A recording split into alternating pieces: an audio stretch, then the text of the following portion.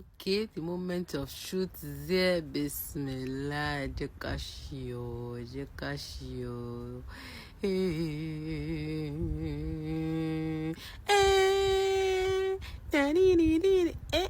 La la la la la. Ayo me today.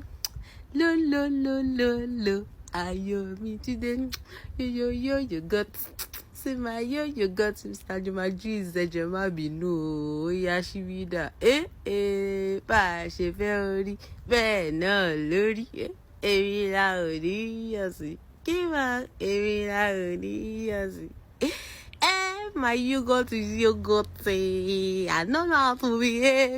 Since tó ti jẹ́ Greek yogurt, you are not stopping there, so mo máa ní láti fi sínú aṣọ tó fi máa ń ṣe ògì yìí wọ́n á dà sínú ṣíbí ti stranger mi ní tèmi mo ṣáà gbé gbogbo mo ṣáà gbé kìyàn mo ṣáà dà gbogbo sínú so òun ní ilé ìgbà ẹ̀sìn so máa wá so wọ́n máa ti wèsì gbélé tó dà yìí máa mú nìyàn nothing is going to waste gbogbo ẹ̀ ni mo máa fà láti máa là.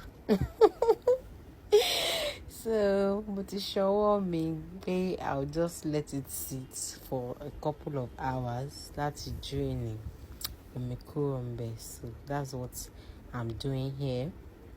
Wá sẹ́ mo gbé sínú asẹ́ kan so that ó máa easy fún omi yẹn láti máa drain. So mo ti rọra gbé sínú ẹ̀ báyìí pé okay. So òní yìí báyìí bó ṣe rí mi ní gbé sílẹ̀ báyìí o. I'm supposed to put it in the fridge. So mo á gbé sínú fridge bó ṣe wà yìí. Ó wà nínú fridge. A máa fi sílẹ̀ for hours. Ìgbà tí mo gbé jáde, òun lélẹ̀ ẹ̀rí omi tó wà ńbẹ̀. So after I think about 5 or 6 hours ló wà ńbẹ̀. Pé mo wá ṣe pé jẹ́ kí n wọ. Tí ò bá tíìkì tó tí mo ṣe fẹ́, mo máa dá padà sílẹ̀ pé kó ṣì máa wà ńbẹ̀. But òní yìí mo ti open ẹ̀ pé let's see. Hey, look at my Greek yogurt. So ní tèmi o, èmi fẹ́ fi jẹ parfait ni, so ó ti kí tó ní tèmi báyìí. Tí èèyàn bá tún fẹ́ kó dry jù báyìí lọ, èèyàn ní kó tún gbé sílẹ̀. So for me, I'm okay with this thickness. Look at my yogurt. Hey, mo tún zoom ẹ̀ dáadáa kí gbogbo yín ẹ wò bó ṣe wà creamy, ẹ wò bó ṣe kí pọ́pọ́pọ́pọ́pọ́. Mo zoom ẹ̀ dáadáa, mo tún fọwọ́ ṣe kẹ́yìn náà rí pé so mo fẹ́ púpọ̀ because bó ṣe wà ó slap gan. Èmi fẹ́ fi ṣúgà sí Ọlọ́run máa yọ adùn kúrò lọ́rọ̀ wa. Mo wá gbé ke mo ní food processor tí mo lè lò but èmi àtórógùn yìí ni mo fẹ́ betray rógùn yìí lájọ wa from the start.